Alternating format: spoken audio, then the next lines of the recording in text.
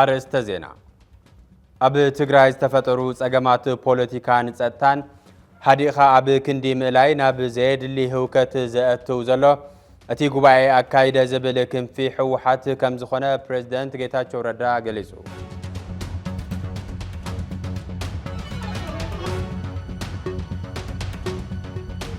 ገለ ላዕለዎት ኣመራርሓ ሰራዊትን ፖለቲካን ንስምምዕ ውዕል ፕሪቶርያ ንምፍራስ ይሰርሑ ኣለዉ ዝብል ዘረባ ካብ ሓቂ ዝረሓቐ እዩ ክብል መሪሕነት እቲ ጉባኤ ኣካይደ ዝብል ሕወሓት ኣማኑኤል ኣሰፋ ትማሊ ኣብ ዝሃቦ መግለጺ ሓቢሩ።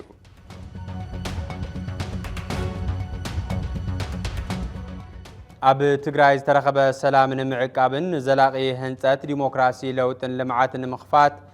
ዘኽእል ምዕራፍ ንምዕራይ ስምምዕነት ተኽሲ ደው ምባል ምኽባር ቀዳምነት ከወሃቦ ከም ዘለዎ ተሓቢሩ።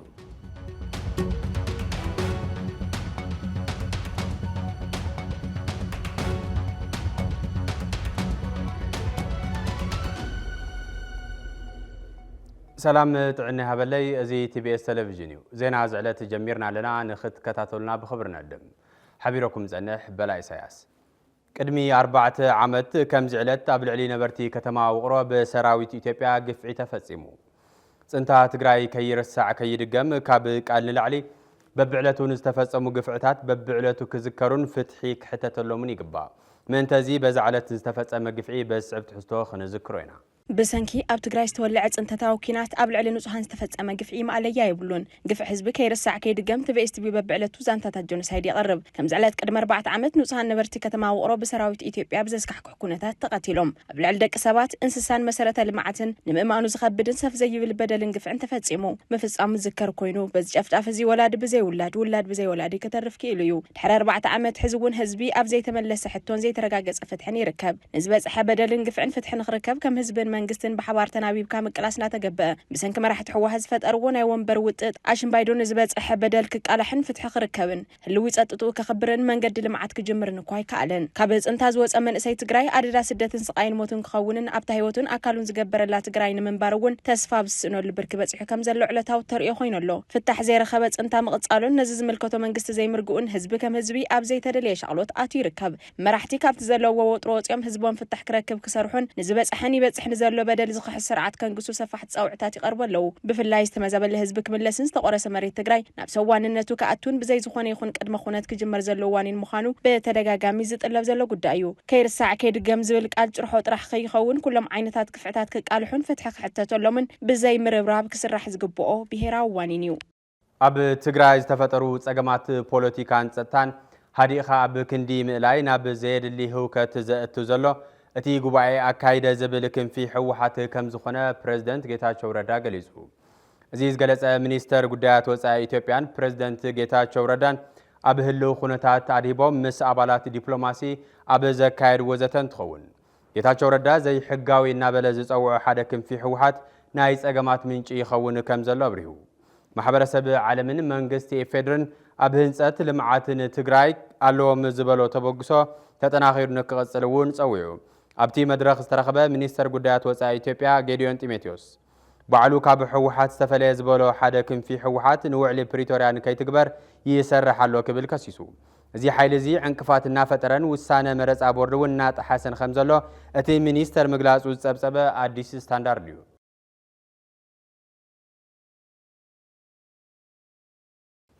ገለ ላዕለዎት ኣመራርሓ ሰራዊትን ፖለቲካን ንስምምዕ ውዕል ፕሪቶርያ ንምፍራስ ይሰርሑ ኣለዎ ዝብል ዘረባ ካብ ሓቂ ዝረሓቐ እዩ ክብል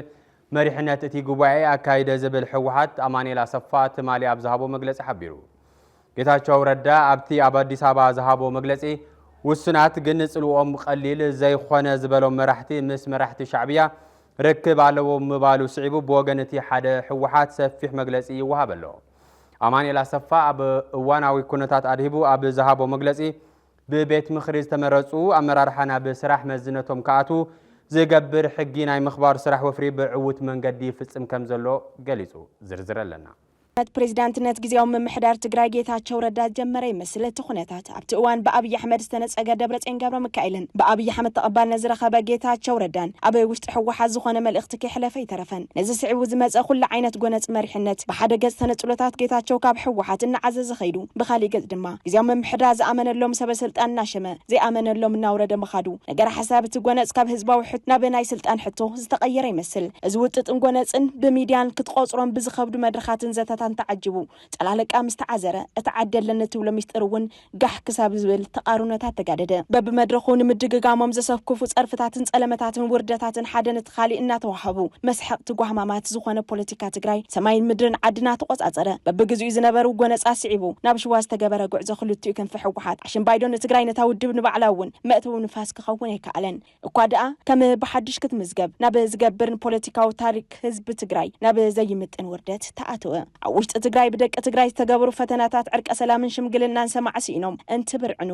ዋጋ ትግራይና ናኣሰ ኢድ ኣታውነት ደጋው ሓይልታት እናበርትዑ ኸዱ ሕዚ ነገሩ ኻሊ መልክዕ ሒዘሎ ንከተማ መቐለ ሓዊሱ በጊዜያዊ ምምሕዳር ዝተሸሙ ኣካላት ሓይሊ ብዝተዋሓወሶ መንገዲ ናሽሞኛታት ለውጥ ተገይረሎ ኣብ ገሊኡ ህይወት ሰብ ብዝጎድእ መንገዲ ዝተገበረ ለውጥ ሽመትን ምንጠላ ማሕተምን ንመሰረታዊ ሕቶ ህዝቢ ትግራይ ምምላስ ሞ ይትረፍ ፕሪቶሪያ ይፈርሰሎ ዝብል ዝኾረየ ዓለም ቅልቅል ምባሉ ጀሚርሎ እዚ ኩነታት እዚ ትግራይ ንተቃላዓይነት ደጋው ሓይልታት ከም ዝተሳጥሐት ሓደን ክልተን ይብሉን ሕዚ ክልቲኡ ክንፍ ሕወሓት አዲስ አበባ መቀለን ኮይኑ መግለጽታት ይበሎ አማኑኤል ሰፋ ሰራዊት ትግራይ ስምምዕነት ፕሪቶሪያ ንምምጻእ ዝለዓለ መስዋዕትነት ዝኸፈለ እዩ ምስ ሕወሓት ድማ ነዚ ስምምዕነት ዝፈረመ እዩ ክብል ጠቀሰሞ ግዚያዊ ምምሕዳር ኣብ ምጥያሽውን ክልተ ናይ መኸታ ሓይልታት ዝለዓለ ግደ ዝተጻወቱ እዮም ክብል ይገልጽ እዞም ኣብ ግዚያዊ ምምሕዳር ዝለዓለ ብጽሒ ዘለዎም ዝበሎም ኣካላት ስምምዕ ፕሪቶሪያ ንምፍራስ ይኹን ግዚያዊ ምምሕዳር ንምፍራስ ወይ ዕልዋ መንግስቲ ንምፍጻም ዝኾነ ዕላማ ተልእኾን የብሎምን እዩ ዝበለ ሰራዊት ትግራይ ስምምዕ ፕሪቶሪያ ንምምጻእ ዝለዓለ መስዋዕትነት ዝኸፈለ እዩ ምስ ህዝቢ ኮይኑ ሕወሓት ከዓ ነዚ ስምምዕነት እዚ ዝፈረመ እዩ ግዚያዊ ምምሕዳር ምጥያሽ እውን እዞም ክልተ ናይ መኸታ ሓይልታት ዝለዓለ ግደ ዝተጻወቱን ኣብ ግዚያዊ ምምሕዳር እውን ዝለዓለ ብጽሒ ዘለዎምን ኣካላት እዮም ስለዚ ስምምዕ ፕሪቶሪያ ንምፍራስ ይኹን ግዚያዊ ምምሕዳር ንምፍራስ ወይ ዕልዋ መንግስቲ ንምፍጻም ዝኾነ ዕላማ ተልእኾ ከምኡ ዝበለ ኣካይዳታት የብሎምን ስለዚ ቱ ኣካይዳ ሕገ መንግስታዊ ስርዓት ናይ ምኽባር ሰላም ጸጥታን ትግራይ ናይ ምኽባር ልዕልነት ሕጊ ናይ ምኽባር ጉዳይ እዩ بخالي من قدي أب مقالة رأي توسينة تريفة إذا ما أتحدث في حوهات أبايت أساسي رسالة زحزو ينابل لازم أجزاهم من محدار بحيل تسترجف عالم زري أزله حلفتنا يمكيار من قصاصات علوة من قصة يقبل يخسس يقول قصوات سكبر ناي سرايت أولات وناي تحيل أولات راح يهون أبسيبي البوليتيكال علنا زولو كلهم عين السوات زواج أنت مسؤولهم سبب مقفع يساتفونه زواج أنت مسؤولهم وي والقروحه زرقاق تمثيلهم وهم عينت حماقات يساتفلو ذي تحس تفوت له دورخنخ نغرات كغاددو سخن بزبله منقد شغراتنا خين فتح مغوار ناي وعلو عبي استواصو له لولسنس سرعه البونت كفطر مغوار زغبر منقسقاس بتاع سفي ازي ناتي علوا منقستن مغوار زغبر منقسقاس نو لزلنا أماني على سفاح حق منقستاو سرعتنا يم خبار سلام تان تجراي ناي محلاون لعنت حق ناي من رجاص نمبر مثل ما فنقل منقستي متأثر كم زي بلو يا بره أبي تجراي حق سرعات المخبار لعلاونت حق من رجاصن أبي استوصون كوابتات كباوي من محدارات تجمر سرحت لو بتحق منقستي مسارات أبيات مخرج شوم نبي بوت ناي متاو قداي يسرح له إذا مقبار دما نبي جونا زقت يكونن زبالة أمانيل البريترا كيف الرسموكينات كي لعل دقاف قبروا لنا زبل أو عيد كيتات شوردا زبيتاو قداي حزب تجراي حيلታት ጸጥታ ትግራይ ምስ ዝምልከቶም ናይ ኣካላት ፍትሕን ምምሕዳርን ኮይኖም ከኣሊዎን ክሰርሕዎን ዝኽእሉ ጉዳይ እምበር ካብ ቁጽጽር ወጻኢ ዘይኮነ ነገር እዩ ክብል ሞጊቶሎ ሕዚ እቲ ግዚያዊ ምምሕዳር ኣቀባሊ ቃል ኣለዎ መሓወር ጸጥታ ኣለዎ ወዘተ እቲ ፕሬዝዳንት ናብ ኣፍ ደገ ኩናት ንኸይደለና ሓጉዝና ኢሉ እንትምሕፀንን ናይ ሓደ ፖለቲካዊ ሓይሊ ፖለቲከኛ ድማ እቲ ዘሎ ኩነታት ካብ ዓቕምና ወጻኢ ይኮነ ክብል እንትካታዕ ምርኣይ ሙሉእ ኸይዲ ምፍረሰት እቲ ስርዓት ዘመላኽት ኮይኑሎ ምስ መንግስቲ ኤርትራ አንጻር መንግስቲ ኢትዮጵያ ዝኾነ ንኩናት ዝዕድም ናብ ኩናት ዘእቱ ዝኾነ ዓይነት ሽርሕ ርከብ ኣይብልናን ኣብ ዝብል ቃል ኣማኑኤል በተደጋጋሚ ዝገለጽናዮ እዩ ሕዝቡን በተደጋጋሚ ከም ዝገለጽናዮ ህዝቢ ትግራይ ምስ ኩሎም ጎረባብቲ ናይ ቀረባን ርሑቕን ህዝብታ ሰላም የድልዮ ተስፋ ዘለዎ ረህዋ የድልዮ ክብል ጠቂሰሎ ስለዚ ምስ ህዝቢ ኤርትራ ምስ ህዝቢ ኣምሓራ ሱዳን ዓፋር ምስ ኩሉ ሰላማዊ ርከብ ከልወና እንደሊና እዚ ኣብ ትሕቲ መስርሕ ፕሪቶሪያ ኣብ ትሕቲ ሕገ መንግስትን ኮንካ ዝግበር እዩ ካብ ዝወፃ ዝኾነ ዓይነት ርከብ የለን ክብል እውን ወሲኹ ገሊጹሎ ሕዚ እውን ኣብ ትግራይ ሕግን ስርዓትን ንምኽባር ልኡላውነት ኣብያተ ምኽሪ ንምርግጋጽ ልኡላውነት ህዝብን ንምርግጋጽ ኣብ ዝተወሰኑ ከባቢታት ኣብ ከባቢያዊ ምምሕዳራት ዝተጀመረ ስራሕቱን በቲ ሕገ መንግስቲ መሰረት ኣብያተ ምክሪ ዝሸምኦም ናብ ቦትኦም ናይ ምእታው ጉዳይ እምበር ካልእ ዕላማ ይብሉ ካልእ ንጎነፅ ዝዕድም ነገር የብሉ እዚ ከዓ ብጣዕሚ ዘቤታዊ ጉዳይ እዩ ህዝቢ ትግራይ ሓይልታት ፀጥታ ትግራይ ምስ ዝምልከቶም ናይ ኣካላት ፍትሕን ምምሕዳርን ኮይኖም ከኣልይዎን ክሰርሕዎን ዝኽእሉ ጉዳይ እምበር ካብ ቁፅፅር ወፃኢ ዝኾነ ነገር ከምዘየለ ክገልፅ ፈቱ ምስ መንግስቲ ኤርትራ ኣንፃር መንግስቲ ኢትዮጵያ ዝኾነ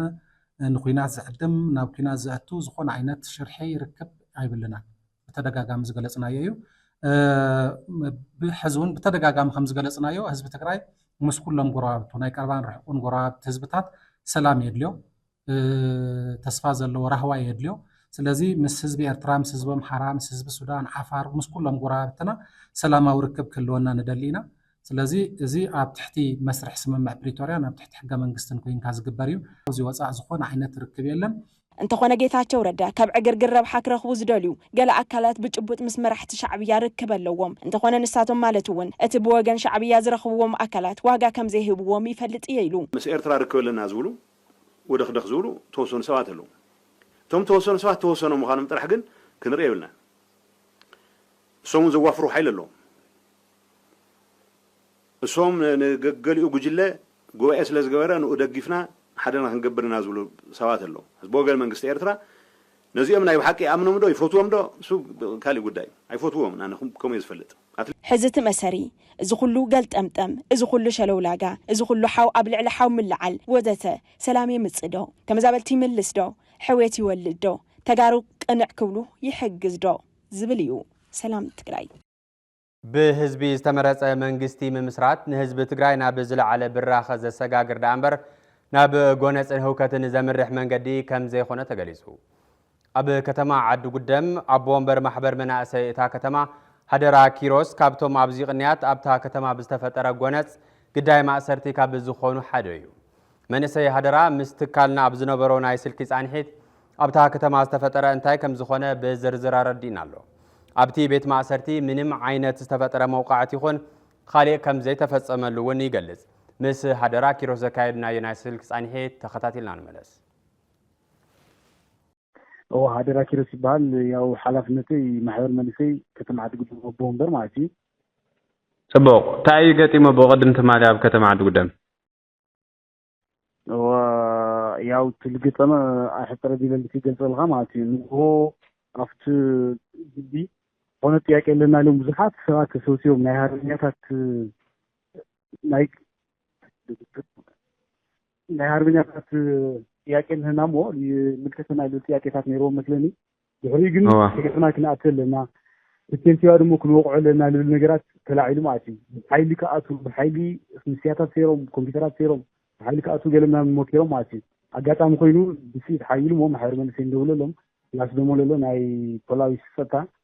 ደዊልና ክንምፅእ ፖላዊስ ፀጥታ ደዊልና ኢና ምምፅና ተባሂልና ሓና ደግሞ ኣርኪና ማለት እዩ ምስ ፖላዊስ ኮይና ብሓባር ኮይና ንክንቆፃፀሮ ሞኪርና ኢና ኣብኡ ድሕሪ እዚ መፂኡ ኣሎ ድሕሪ እዚ መፂኦም ናይ ሞቶ ኣረጋጊዕና ኢና ዝተፈጠረ ነገር የለ ኢልና እዩ ተረጋጊዕ ስለዝኾነ ኦልሬዲ ክፍትብሎ ስለዝኽእል ኢኹም ምስበልና እዮም ኣይ ንህኖ እዚ ማህተም እውን ክተረክቡ ኣለኩም ካብ ቴንቲዋ ጀሚርካ ፀጥታ ናይ ውድ ቤት ፅሕፈት ሓላፊ ምክትል እዚኦም ኣርባዕትዮም ክንገሊዮም ኢና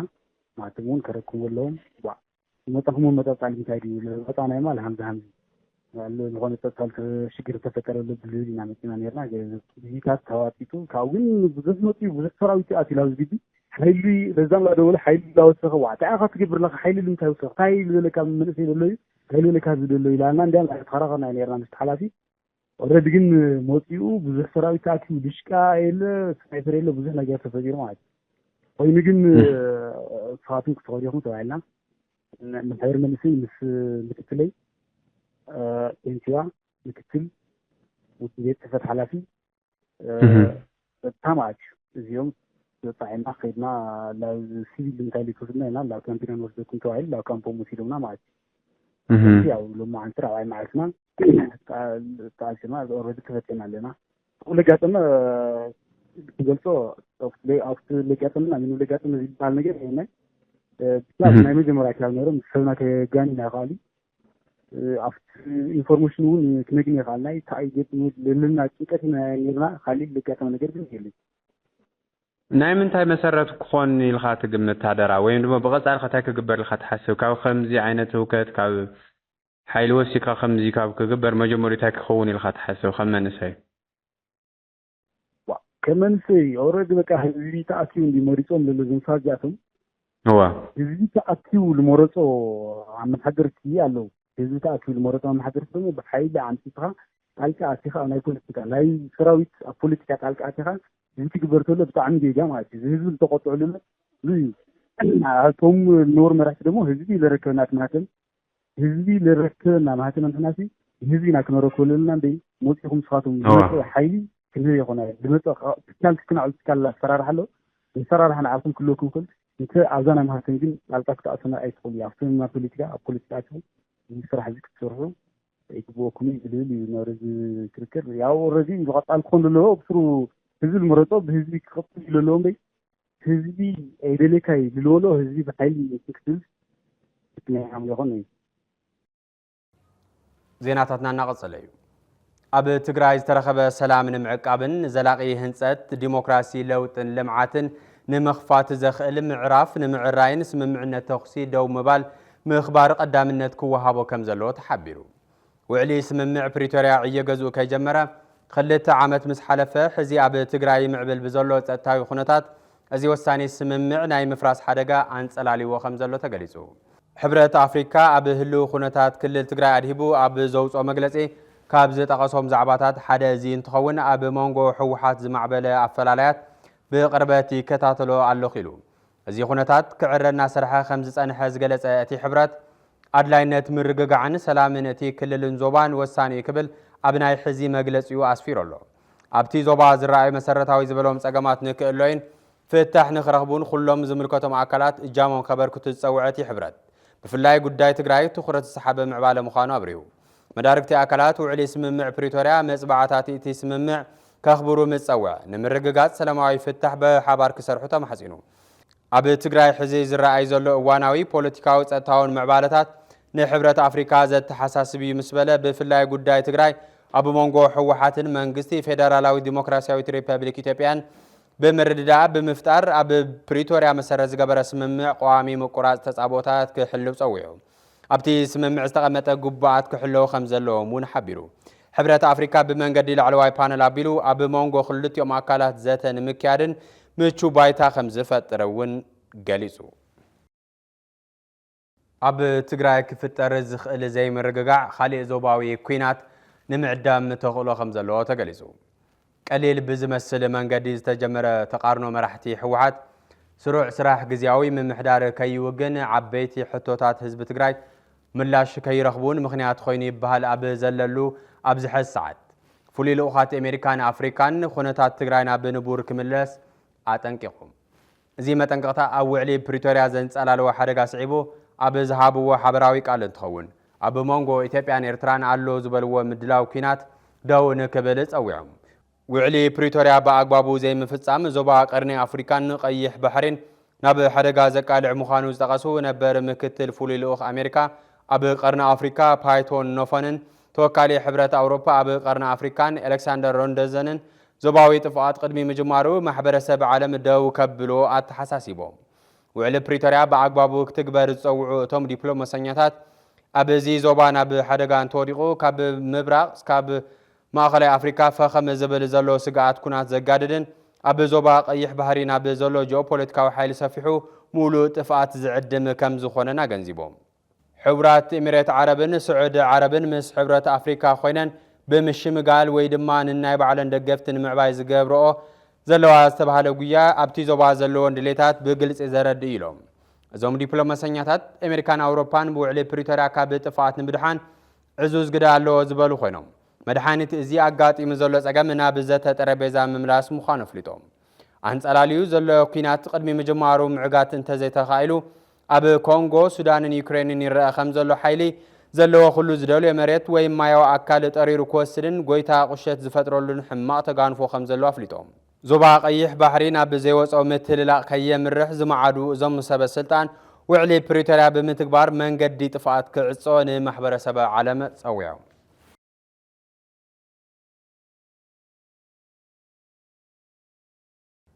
ኣብ መወዳእታ ቲቢኤስ ቲቪ ስሩዕ ምድላብ ካብ ዝፈለመሉ እዋን ጀሚሩ